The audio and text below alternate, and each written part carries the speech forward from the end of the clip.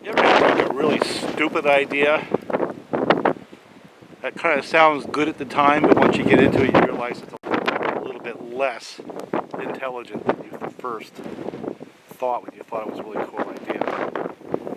Well, that's today. Because one of the things I've been doing is leaving some saws out on a trailer, letting them get weathered. And the premise is testing these saws in adverse conditions to see which ones will start. So in there somewhere are some chainsaws. I'm going to dig them out and see which ones start. And the ones that start, we're actually going to go down the valley and see if we can actually cut some things up.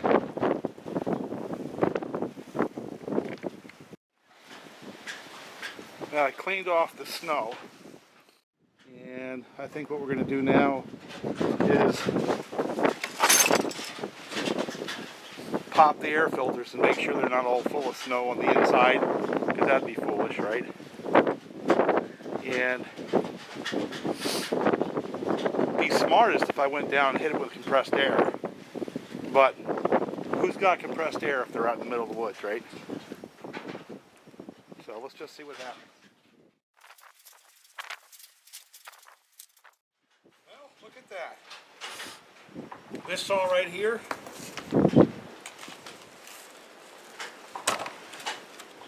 starting out in the right foot because there's no snow in there. So this is the big blue.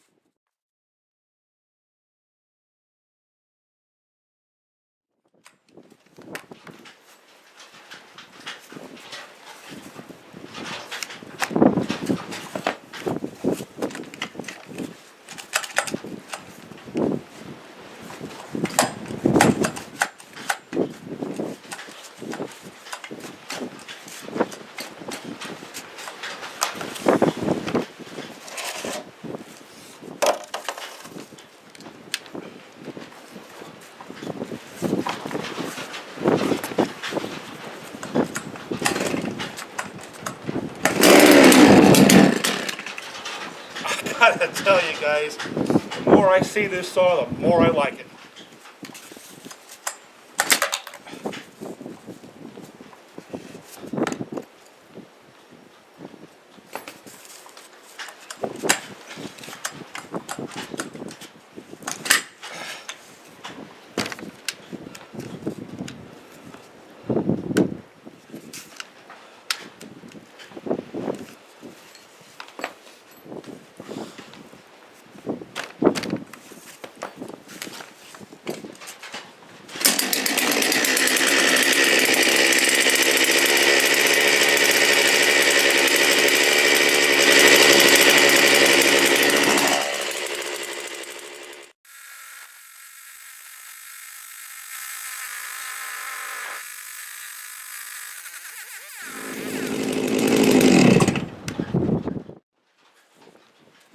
have here is a saw that's ready to go to work right now.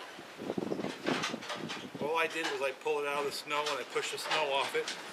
I checked inside of the air filter and there was no snow in there. So I wasn't afraid to light it off, because if it was all packed with snow, it'd be not a good idea to light this saw right off. This saw right here, the more I see it, the more I like it. I mean, it's a testament to the base design. So those old 660s and old 66s that steel built are going to be even better than this saw, I'm sure. But the fact that this saw runs as well as it does for the kind of money it is, this is worth every freaking penny. I'm really impressed. Now, I know this is kind of a goofy deal, but let's see if the other saws are anywhere near this ready to go to work in these nasty conditions. You know, if there was a way to stand up and cheer and clap, I'd do it for that saw, for that performance right there. Now I'm going to put it in the truck when we're done today. I'm not going to let that saw get ruined.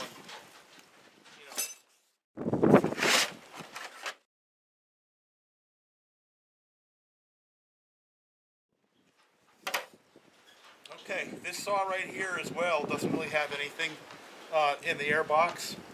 The one thing that makes me nervous about these saws is since they draw from the pull stirred, it can very easily draw a bunch of snow right from here, right up until into the intake, and that would not be a good thing. Let's just see if this one starts. This is the 268 pop-up piston and the 372 hammer.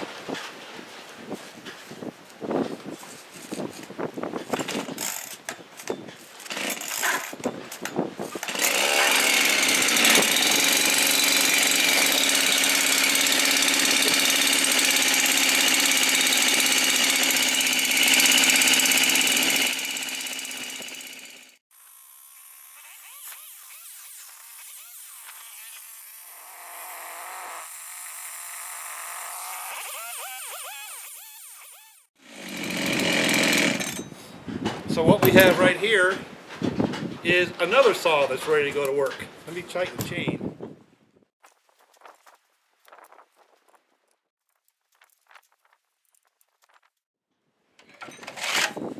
Now, of the two of them, I would pick this one just because it's lighter.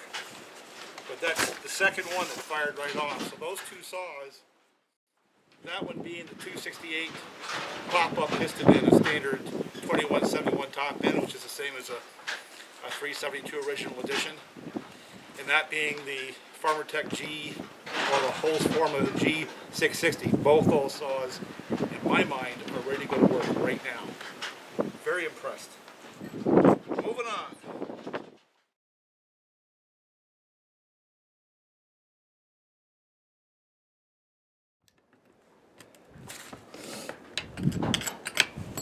Let's see if I can get this one to fire.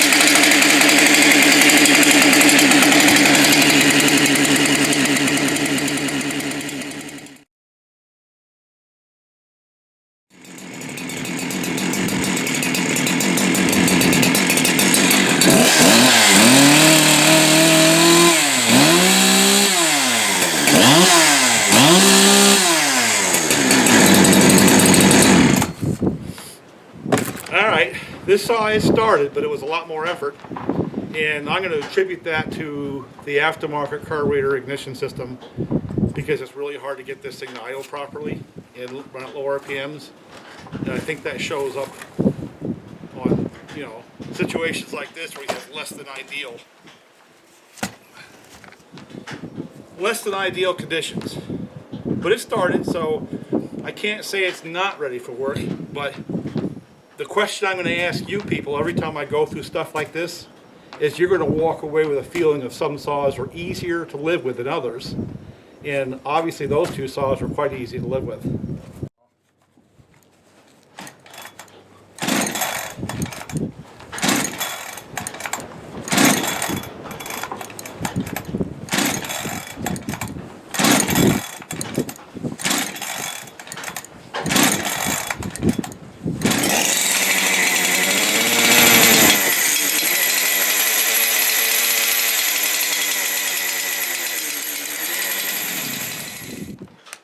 If it restarts. That's not bad, right? Okay, so it took a little longer to start, but it started. It started quicker than that one right there. Let's see if that one restarts.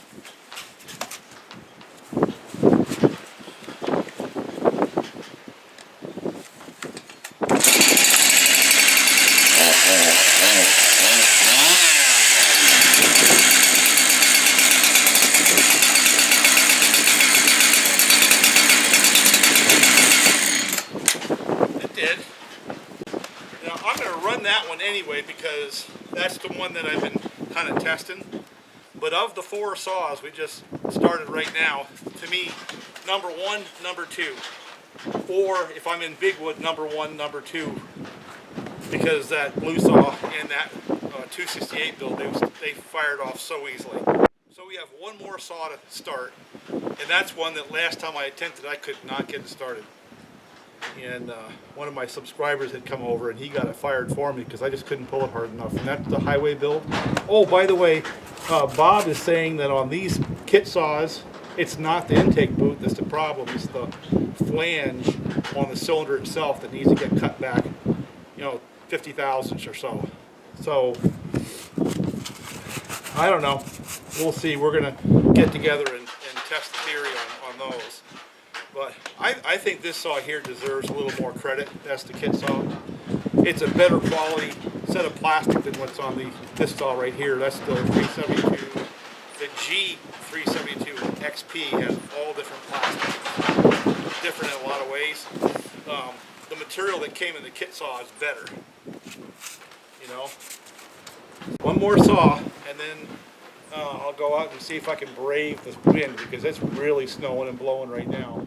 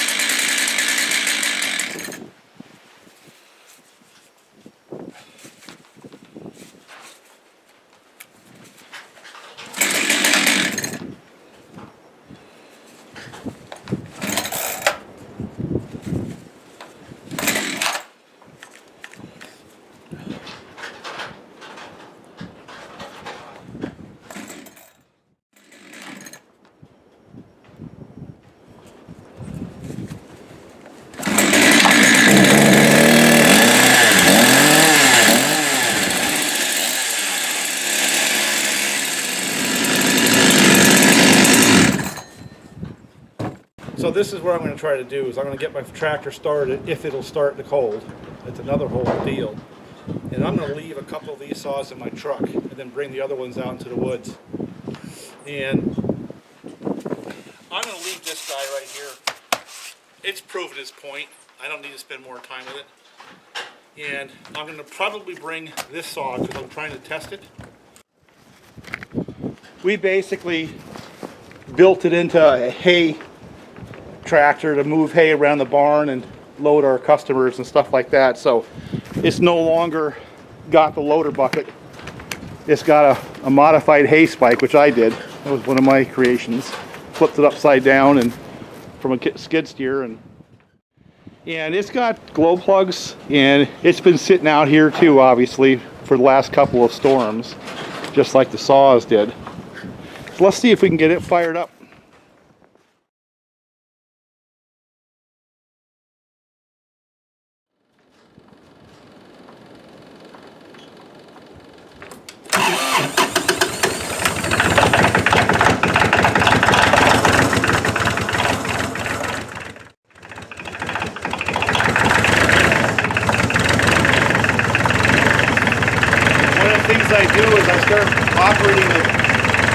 the loader just a little bit so there's flow in the hydraulics, so that the pump doesn't agitate.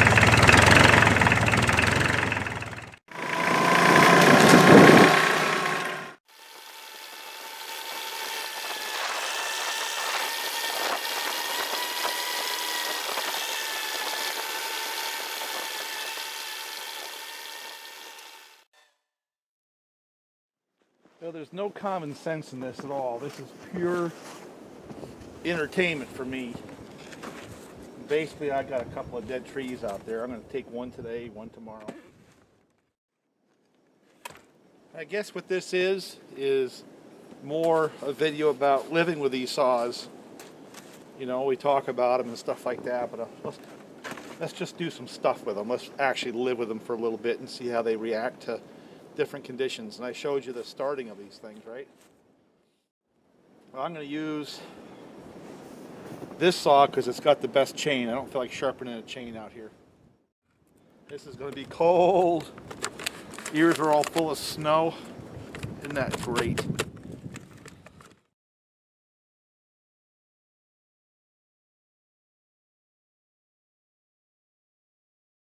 Alright, at least I won't have snow stuck in my ears.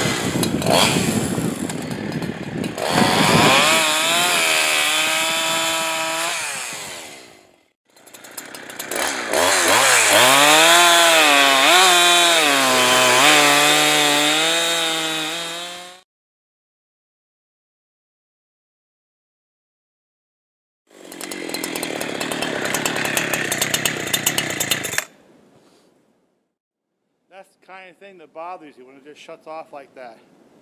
The first day I was running that thing, I could not keep it running. It was doing the same thing. Again, that's that G372. It'll fire right off. It's just the carburetor is so finicky. Where one day it runs good, but the next day it's like that, you know? Not consistent.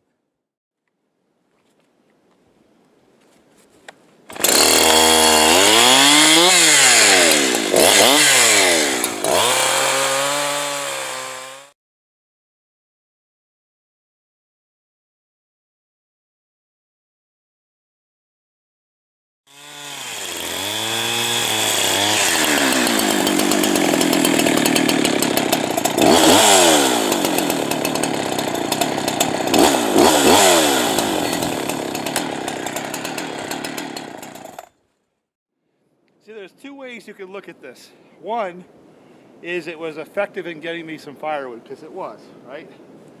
On the other hand, it's not easy to live with because it was tougher to start and it won't stay running on a tune that was working just fine last time I ran the saw. Yeah, I can diddle with it and probably make it run better, but why? Why do you have to every time you come out on a different set of conditions it has to be retuned? I guess that's my point.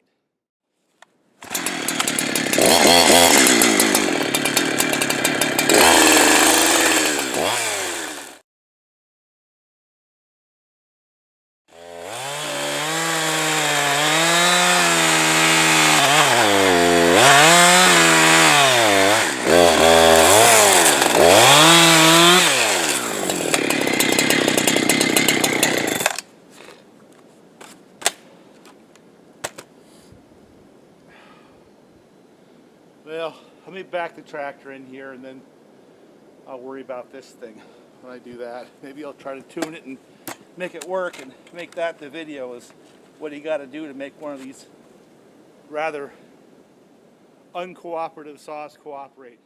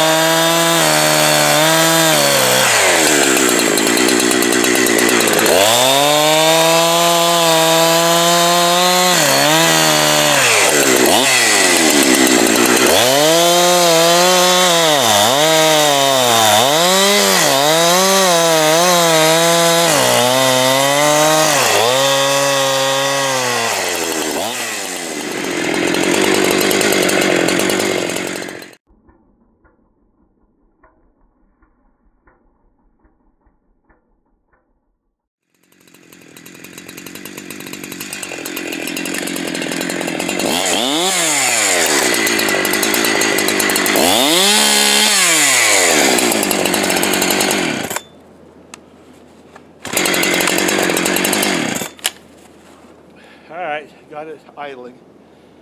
Let me split the rest of this wood and get up to the house and get a video going.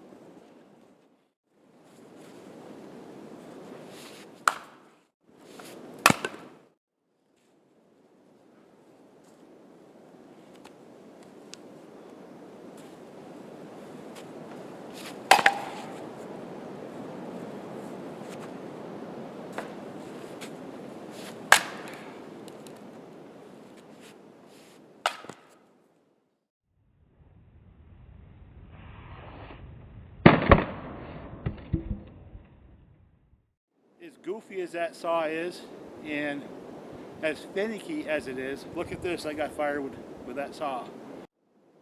I can legitimately say that it's capable of producing firewood, if you're willing to futz with it. That's the deal. I don't know if you see those trees up there swaying, but there's still that same breeze that was producing that horizontal snow up at the house. Well, that's going over the top of us now because we're on the eastern face of the slope, you know. But I need to get out of here because as it gets darker and nobody knows where I am, I'm far enough out where it would take them a little while to find me. They'd have to follow my tracks, but there's a lot of tracks to follow. So I'm just going to shut the camera off, split some more wood, and then get home.